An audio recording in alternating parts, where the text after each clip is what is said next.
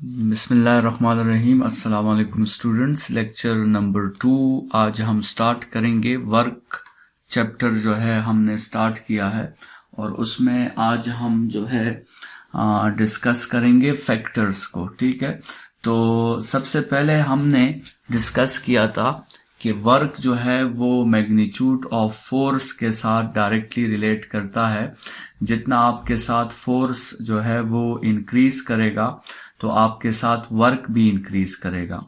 ठीक है, और वर्क जो है that is directly proportional to the magnitude of the force. ठीक है, तो उसमें हमने कुछ एग्जांपल्स भी डिस्कस किए थे जो आपको पिछली लेक्चर से याद होंगे कि अगर हम फोर्स को डबल करेंगे तो आपके साथ वर्क भी डबल हो जाएगा और अगर फोर्स को हाफ करेंगे तो आपके साथ वर्क भी हाफ हो जाएगा।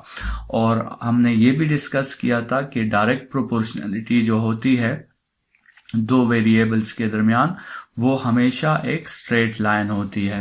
तो आज हमने वर्क के दूसरे फैक्टर को डिस्कस करना है। वर्क का दूसरा फैक्टर हमारे साथ है मैग्नीट्यूड ऑफ डिस्प्लेसमेंट। तो वर्क जो दूसरी चीज पे डिपेंड करता है that is magnitude of displacement. ठीक है, और वो हमें पता है कि वर्क जो है it is directly proportional to the magnitude of displacement. लेकिन डिस्प्लेसमेंट की प्रोपोर्शनलिटी डिस्कस करते वक्त आपको पता है कि आपने फोर्स को और एंगल को चेंज नहीं करना। फोर्स और एंगल को आपने कांस्टेंट रखना है, क्योंकि प्रोपोर्शनलिटी का ये उसूल है कि जब भी आप दो वेरिएबल्स के दरमियान डिस्कशन करते हैं, दो वेरिएबल्स के दरमियान रिलेशन डिस्कस करते हैं, तो बाकी वेरिएबल्स को फिर आप चेंज नहीं करते। और इसका भी अगर आप ग्राफ बनाएंगे तो आपके साथ y एक्सिस पे अगर आप वर्क लेते हैं और x एक्सिस पे आप डिस्टेंस लेते हैं तो आपके साथ ये ग्राफ जो है ये स्ट्रेट लाइन होगा। इसका मतलब ये है कि जितना आप डिस्टेंस को या डिस्प्लेसमेंट को इंक्रीज करोगे उसी फैक्टर के लिहाज से आपके साथ वर्क भी इंक्रीज होगा। अगर आप डिस्टेंस को डबल कर दोगे तो वर्क भी आपके साथ डबल हो जाएगा। इसी तरह अगर आप डिस्टेंस को हाफ कर दोगे तो वर्क भी आपके साथ हाफ हो जाएगा। तो स्टूडेंट्स तीसरा रिलेशन जो वर्क का है वो वर्क डिपेंड करता है the angle between F and D पर। ठीक है, थीटा पर डिपेंड करता है, क्योंकि अगर आपको याद हो हम थोड़ा सा रिवाइज कर लेते हैं। वर्क का फॉर्मूला था F D cos of theta. तो इसमें आप देख सकते हैं कि वर्क जो है वो फोर्स पर, डिस्प्लेसमेंट पर और एंगल पर डिपेंड करता है, और ये वो एंगल है जो फोर्स और डिस्प्लेसमेंट के दरमियान है। लेकिन स्टूडेंट्स अभी हम इस बात पे सोचेंगे कि वर्क जो है ये थीटा के साथ कैसे डिपेंड करता है। क्या वर्क थीटा के साथ डायरेक्टली रिलेटेड है या क्या वर्क थीटा के साथ इनवर्स रिलेशन में है, या फिर एक ऐसा रिलेशन है जो ना डायरेक्ट है ना इनवर्स है। तो इस बारे में समझने के लिए हम थोड़े से केसेस जो हैं वो डिस्कस करेंगे और उससे हमें समझ आएगी कि ये असल रिलेशन जो है वर्क का थीटा के साथ कैसे रिलेशन है। हमने वर्क का फोर्स के साथ तो रिलेशन डिस्कस कर लिया है, वर्क का डिस्प्लेसमेंट के साथ भी हमने रिलेशन डिस्कस कर लिया है, लेकिन वर्क थीटा के साथ कैसे रिलेट करता है ये अभी हमने समझना है। स्टूडेंट्स अगर ये फॉर्मूला जो आपको नजर आ रहा है एफ डी कॉस थीटा, अगर ये फॉर्मूला फॉर एग्जांपल इस तरह होता कि W is equal to F D theta, अगर ये फॉर्मूला इस तरह होता तो फिर तो बात बड़ी सिंपल थी कि वर्क जो है वो फोर्स के साथ भी डायरेक्टली प्रोपोर्शनल है, डिस्प्लेसमेंट के साथ भी डायरेक्टली प्रोपोर्शनल है और एंगल के साथ भी डायरेक्टली प्रोपोर्शनल है। लेकिन यहां पर जो ये ट्रिग्नोमेट्रिक आइडेंटिटी यूज हुई है, कॉस जिसे हम कहते हैं या जनरली जिसे हम कोसाइन कहते हैं, उसकी वजह से हमें क्लियरली पता नहीं लग रहा कि वर्क जो है वो एंगल के साथ डायरेक्टली प्रोपोर्शनल है या वर्क एंगल के साथ इनवर्सली प्रोपोर्शनल है। तो उस रिलेशन को या उस प्रोपोर्शनलिटी को समझने के लिए हम यहाँ पर कुछ केसेस डिस्कस करेंगे, और ये वही केसेस हैं जो हमने डॉट प्रोडक्ट में या स्केलर प्रोडक्ट में जनरली डिस्कस किए थे। स्टूडेंट्स, हम 5 केसेस डिस्कस करेंगे। सबसे पहले हम एंगल को 0 कंसिडर कर लेंगे, दूसरे केस में हम एंगल को 90 कंसिडर कर लेंगे, तीसरे केस में हम एंगल को जो है आपके साथ 180 कंसिडर कर लेंगे, फोर्थ केस में हमारे साथ एंगल जो होगा वो 270 कंसिडर हो जाएगा, और फिफ्थ केस में आपके साथ जो एंगल होगा वो 360 कंसिडर हो जाएगा। लास्ट केस में आपके साथ एंगल जो होगा वो हमारे साथ 360। तो ये 5 केसेस स्टूडेंट्स हमने डिस्कस करने हैं। अच्छा, एंगल इज इक्वल टू 0 का मतलब ये होगा कि फोर्स और डिस्प्लेसमेंट एक दूसरे को पैरेलल हैं। मतलब ये बॉडी है आपके साथ, इसी डायरेक्शन में आप इस पे लेट सपोज फोर्स अप्लाई कर रहे हैं, और बॉडी इसी डायरेक्शन में आपके साथ डिस्प्लेसमेंट भी कवर कर रही है। सो दिस मीन्स के आपके साथ फोर्स और डिस्प्लेसमेंट आपस में पैरेलल हैं, तो इनके दरमियान एंगल 0 होगा। 90 का स्टूडेंट्स मतलब कुछ इस तरह होगा कि लेट सपोज आप जो है ये बॉडी है, फोर्स आप इस पर इस डायरेक्शन में अप्लाई कर रहे हैं, लेकिन डिस्प्लेसमेंट कंसिडर करें ये बॉडी ऊपर की डायरेक्शन में कर रही है, तो आपके साथ जो एंगल बन रहा है फोर्स और डिस्प्लेसमेंट के दरमियान वो 90 डिग्रीज है। इसी तरह 180 का केस कुछ इस तरह होगा स्टूडेंट्स कि फोर्स आप बॉडी पर इस डायरेक्शन में अप्लाई कर रहे हैं, लेकिन डिस्प्लेसमेंट बॉडी जो है वो ऑपोजिट डायरेक्शन में कर रही है, तो इस केस में हम कहेंगे कि फोर्स और डिस्प्लेसमेंट के दरमियान एंगल जो है वो 180 बन रहा है। और 270 का केस आपके साथ कुछ इस तरह होगा कि लेट सपोज फोर्स आप इस डायरेक्शन में अप्लाई कर रहे हैं, और डिस्प्लेसमेंट जो है बॉडी वो लेट सपोज नीचे की डायरेक्शन में बॉडी कर रही है, तो ये आपके साथ 270 एंगल हो जाएगा। और 360 का केस जो है स्टूडेंट्स, 360 और 0 में आपके साथ कोई डिफरेंस नहीं होगा। 360 के केस में ये वापस वही 0 वाली सिचुएशन हो जाएगी कि आप लेट सपोज फोर्स इस डायरेक्शन में अप्लाई कर रहे हैं और बॉडी डिस्प्लेसमेंट भी इसी डायरेक्शन में कर रही है। ठीक है, तो इस सब केसेस में अगर आप स्टूडेंट्स ऑब्जर्व करें तो फोर्स को हमने चेंज नहीं किया, फोर्स को हमने सब में सेम रखा है, और डिस्प्लेसमेंट को चेंज करते हुए हमने ये 5 केसेस जो थे इसके डायग्राम्स बना लिए हैं। अभी स्टूडेंट्स आपको पता है कि cos ऑफ 0 जो होता है, cos ऑफ 0 डिग्रीज वो 1 के इक्वल होता है, cos ऑफ 90 डिग्रीज जो है वो 0 के इक्वल होता है, cos ऑफ 180 डिग्रीज जो है वो -1 के इक्वल होता है, cos ऑफ 270 डिग्रीज दोबारा 0 के इक्वल होता है, और cos ऑफ 360 डिग्रीज आपके साथ 1 के इक्वल होता है। तो अभी आप यहां पर जब cos थीटा आपके साथ लेट सपोज ये cos थीटा, अगर इस केस में ये cos थीटा आपके साथ 1 के इक्वल है, तो इस केस में जो वर्क आपके साथ आएगा वो आपके साथ आएगा +FD। ठीक है, तो ये फर्स्ट केस है जिसमें जब एंगल 0 हो तो वर्क आपके साथ +FD आता है। अच्छा, जब एंगल 90 हो तो आप यहां cos थीटा की जगह cos 90 की जगह 0 पुट कर दें तो पूरा प्रोडक्ट 0 हो जाएगा। तो जब एंगल 90 हो तब वर्क डन आपके साथ 0 होगा। अच्छा, इसी तरह जब एंगल 180 हो तो आप इस cos थीटा में -1 पुट कर दें तो उस वक्त वर्क आपके साथ -FD होगा। ठीक है, तो ये लेट सपोज -FD आपके साथ वर्क है, और 270 पे फिर cos ऑफ 270 0 होता है, तो यहां पे आप cos ऑफ 270 की जगह 0 पुट कर दें तो आपके साथ वर्क दोबारा पूरा प्रोडक्ट 0 हो जाएगा, यहां पे वर्क दोबारा 0 हो जाएगा। और लास्ट केस में आप जो है cos ऑफ 360 की जगह दोबारा जो है वो 1 पुट कर दें तो आपके साथ वर्क दोबारा किसके इक्वल हो जाएगा, +FD के इक्वल हो जाएगा। तो ये हमने डिफरेंट एंगल्स पे आपके लिए वर्क फाइंड किया है। अगर आप इसे ऑब्जर्व करें तो हम एंगल को हमेशा इंक्रीज ही कर रहे हैं, 0 से 90, 90 से 180, 180 से 270 और 270 से 360।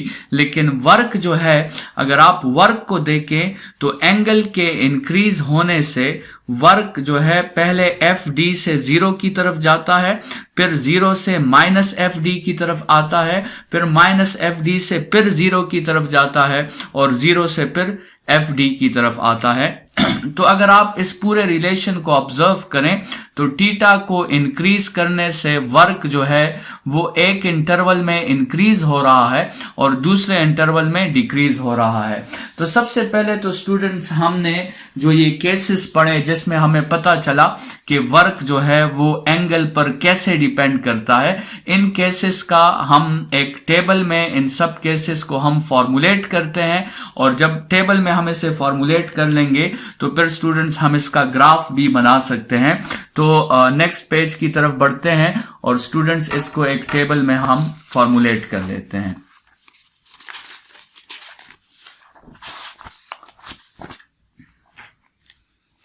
तो सबसे पहले हम यहां पे एक टेबल ड्रॉ कर लेते हैं जिसमें हम एंगल और वर्क, ये जो हमने 5 केसेस पढ़े, इसको हम एक टेबल के फॉर्म में फॉर्मुलेट कर लेते हैं। ठीक है, लेट्स सपोज फर्स्ट कॉलम हमने एंगल को दे दिया और सेकंड कॉलम हमने वर्क को दे दिया और अभी हमने जो सीक्वेंस पढ़ा उसको देखें हम टेबल में कैसे फॉर्मुलेट करते हैं।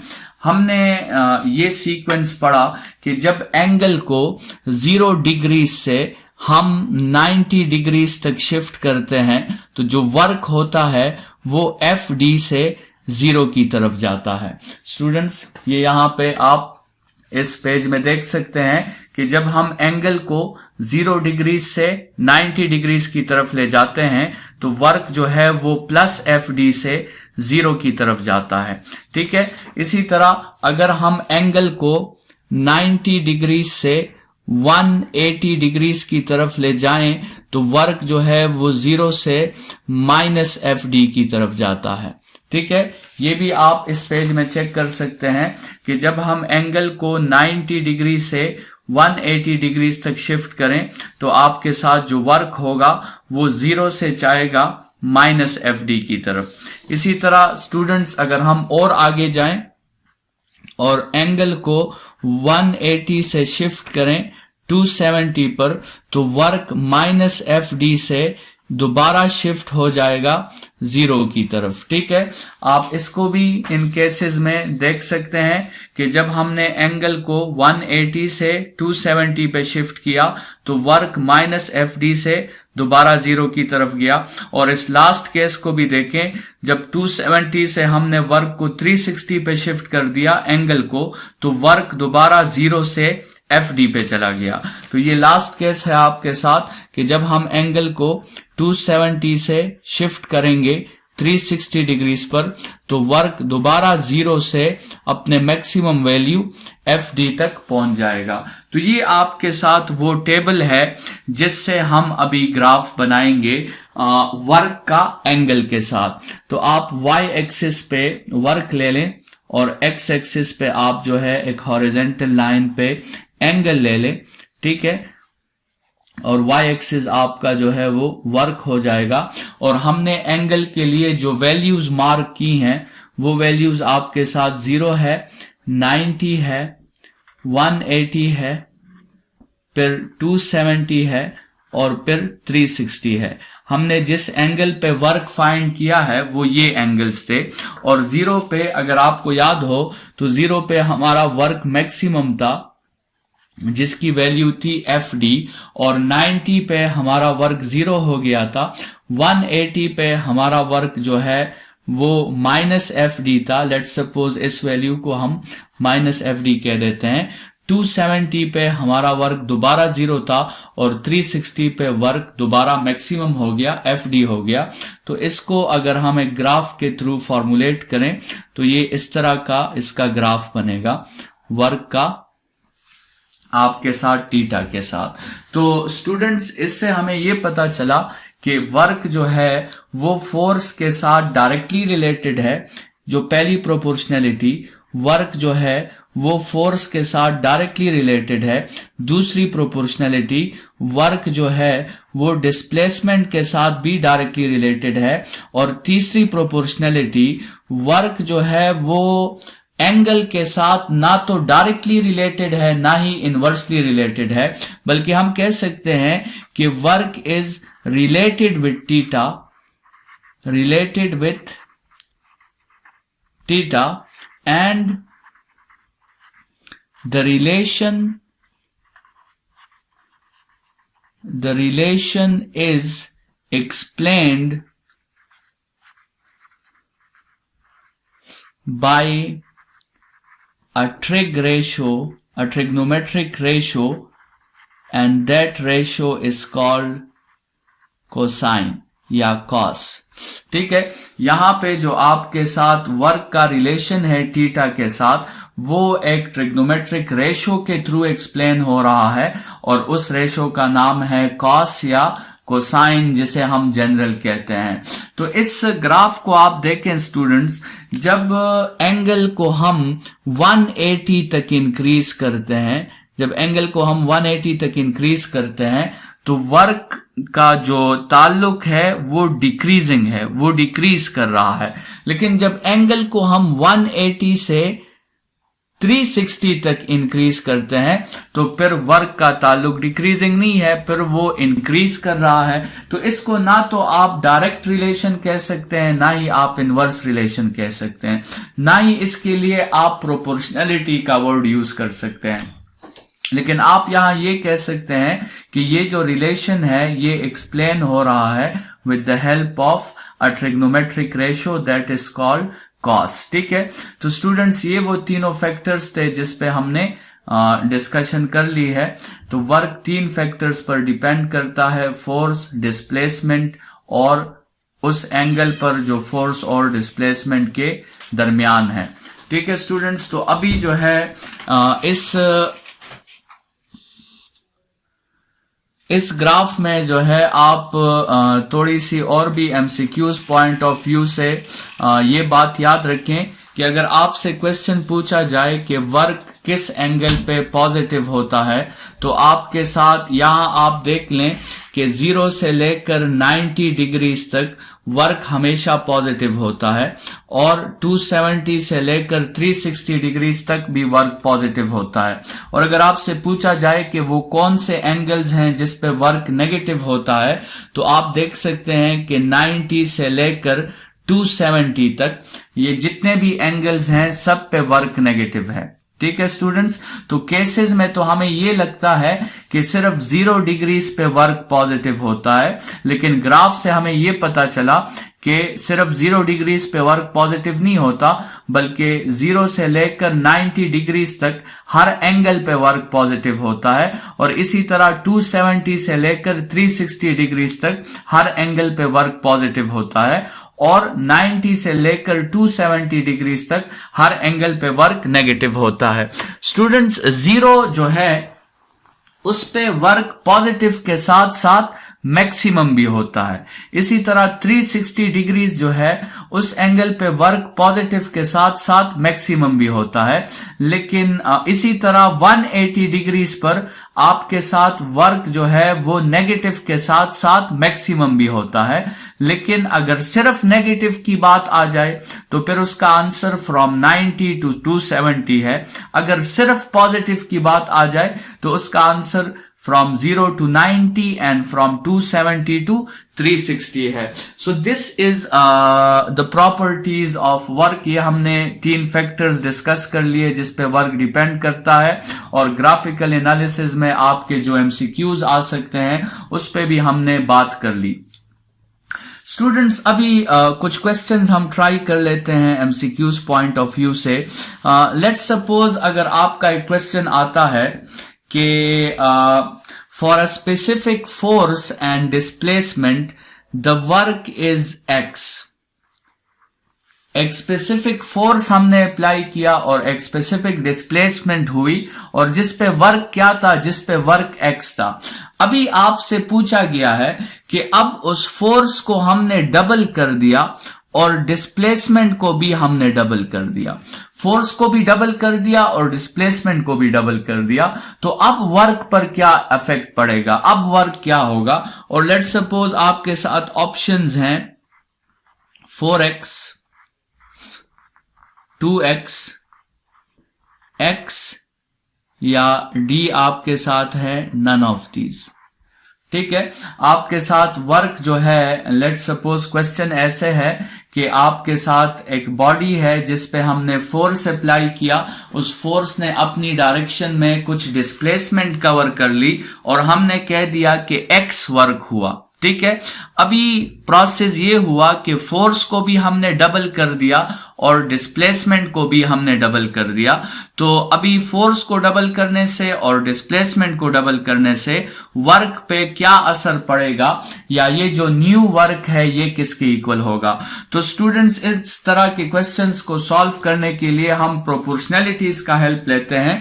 हमें पता है कि वर्क जो है वो फोर्स के साथ भी डायरेक्टली प्रोपोर्शनल है और वर्क डिस्प्लेसमेंट के साथ भी डायरेक्टली प्रोपोर्शनल है। तो अगर फोर्स डबल हो जाएगा तो वर्क भी डबल हो जाएगा, डिस्प्लेसमेंट डबल हो जाएगा तो वर्क दोबारा डबल हो जाएगा। मतलब वर्क की पहली वैल्यू x थी, फोर्स के डबल होने से वर्क की वैल्यू 2x हो जाएगी और डिस्प्लेसमेंट के डबल होने से वर्क दोबारा डबल हो जाएगा, तो वर्क की न्यू वैल्यू जो होगी वो आपके साथ 4x होगी। तो इसमें करेक्ट ऑप्शन नंबर ए है आपके साथ।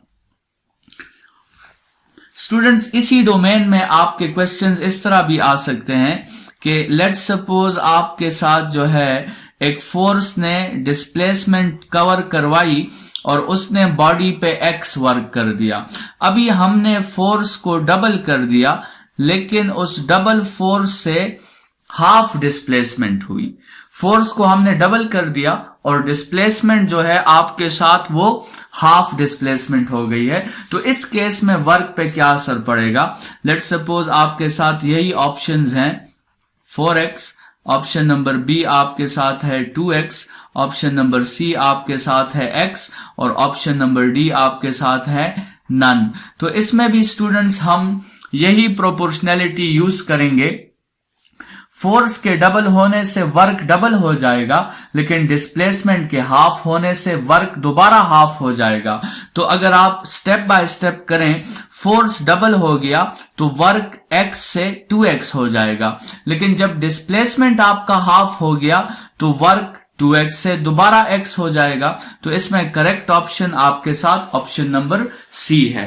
ठीक है स्टूडेंट्स, तो ये आपके साथ वर्क के फॉर्मूला पे प्रोपोर्शनैलिटीज के लिहाज से कुछ क्वेश्चंस हो गए, जिसको आपने इस तरह के क्वेश्चंस को आपने इसी तरह प्रोपोर्शनैलिटीज के हेल्प से जो है वो सॉल्व करना है। तो इसके अलावा स्टूडेंट्स कभी कभार एमसीक्यूज में इस तरह कहा जाता है कि consider a force which is given in the 3D vector form. Let's suppose 3i plus 2j plus 2k और डिस्प्लेसमेंट भी आपको वेक्टर फॉर्म में गिवन हो। Let's suppose 2i plus 3j plus 1k और आपसे वो कहें कि वर्क फाइंड करें। सो यहां पे हमें पता है कि we know that work is the dot product of force and displacement. और अगर आपको फॉर्मूला याद हो, हमने जब डॉट प्रोडक्ट की प्रॉपर्टीज हम पढ़ रहे थे तो वहां हमने एक फॉर्मूला पढ़ा था कि when A is in the form of 3D components and B is also in the form of 3D components, तो फिर हम उनका डॉट प्रोडक्ट कैसे लेते हैं कि I को I के साथ मल्टीप्लाई कर देते हैं, J को J के साथ मल्टीप्लाई कर देते हैं और K को K के साथ मल्टीप्लाई कर देते हैं। तो अगर आपने वर्क फाइंड करना है और आपने इन दोनों वेक्टर्स का डॉट प्रोडक्ट लेना है तो 3 को 2 के साथ मल्टीप्लाई कर दें 6 प्लस, फिर 2 को 3 के साथ मल्टीप्लाई कर दें 6 प्लस, फिर 1 को 2 के साथ मल्टीप्लाई कर दें 2। तो आपके साथ जो वर्क होगा इस फोर्स और इस डिस्प्लेसमेंट की वजह से वो 6 + 6 12 और +2 14 जाउल्स का आपके साथ इस पे वर्क हो जाएगा।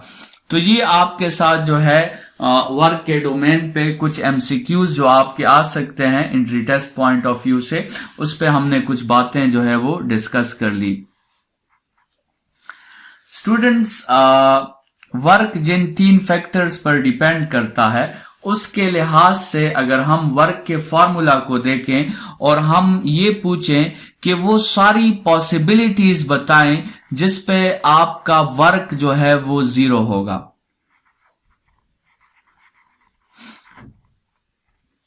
वो सब पॉसिबिलिटीज डिसाइड करें जिस पे वर्क जो है आपके साथ मौजूद नहीं होगा, और इस फार्मूला को देखकर आपने ये पॉसिबिलिटीज डिसाइड करनी है कि work is equal to F D cos theta. इस फार्मूला को देखकर हमने अब वो सारी पॉसिबिलिटीज डिस्कस करनी है जिस पे हमारे साथ वर्क का ओवरऑल इफेक्ट जो है वो 0 होगा।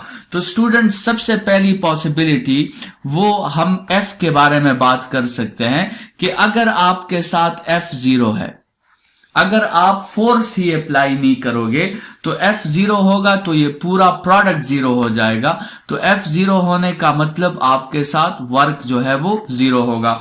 और स्टूडेंट्स, अगर आपको स्टार्ट में भी याद हो, हमने तो वर्क के बारे में पहली बात ही यही की थी कि work is the property of force. Force apply होगा तो वर्क होगा, फोर्स अप्लाई नहीं होगा तो हम वर्क की बात ही नहीं करेंगे। तो ये पहली पॉसिबिलिटी है जिसमें वर्क 0 हो सकता है। स्टूडेंट्स, दूसरी पॉसिबिलिटी जिसमें वर्क 0 हो सकता है वो है डी की बात। अगर आपके साथ डिस्प्लेसमेंट 0 हो, डिस्प्लेसमेंट 0 का मतलब यह है कि आप फोर्स अप्लाई कर रहे हैं किसी बॉडी पर, लेकिन वो बॉडी जो है फोर्स की डायरेक्शन में डिस्प्लेसमेंट नहीं कर रही, तो उस केस में भी आपके साथ वर्क 0 होगा। ठीक है, आप फोर्स तो अप्लाई कर रहे हैं लेकिन बॉडी रेस्ट में है। लेट्स सपोज आप किसी दीवार पे फोर्स अप्लाई कर रहे हैं या आप किसी गाड़ी पे फोर्स अप्लाई कर रहे हैं जो मूव नहीं कर रही, तो आप फोर्स तो अप्लाई कर रहे हैं लेकिन अब भी वर्क नहीं हो रहा, क्योंकि डिस्प्लेसमेंट आपके साथ, ओवरऑल डिस्प्लेसमेंट आपके साथ क्या है, वो 0 है। स्टूडेंट्स, फिर तीसरा केस जो आता है वो कॉस थीटा का केस आता है, और कॉस थीटा अगर 0 हो तब भी आपके साथ वर्क 0 होगा। और कॉस थीटा किन एंगल्स पे 0 होता है? कॉस थीटा 90 पे 0 होता है और 270 पे 0 होता है। तो अगर एंगल आपके साथ 90 है या 270 है तो उस केस में भी स्टूडेंट्स आपका वर्क जो होगा वो 0 होगा। सो वर्क 0 होने के आपके साथ टोटल अकॉर्डिंग टू फॉर्मूला ये 3 पॉसिबिलिटीज हैं। अगर फोर्स 0 है तो वर्क 0 होगा, अगर डिस्प्लेसमेंट 0 है तो वर्क 0 होगा, या फिर एंगल 90 है या 270 है तब भी वर्क 0 होगा। स्टूडेंट्स, आज के लेक्चर को हम यहीं पे वाइंड अप करते हैं। नेक्स्ट लेक्चर में हम बात करेंगे कि work done by a constant force के लिए हम कौन सा फॉर्मूला यूज करेंगे और work done by a variable force के लिए हम कौन सा फॉर्मूला यूज करेंगे। अपना बहुत ख्याल रखिएगा। Thank you students.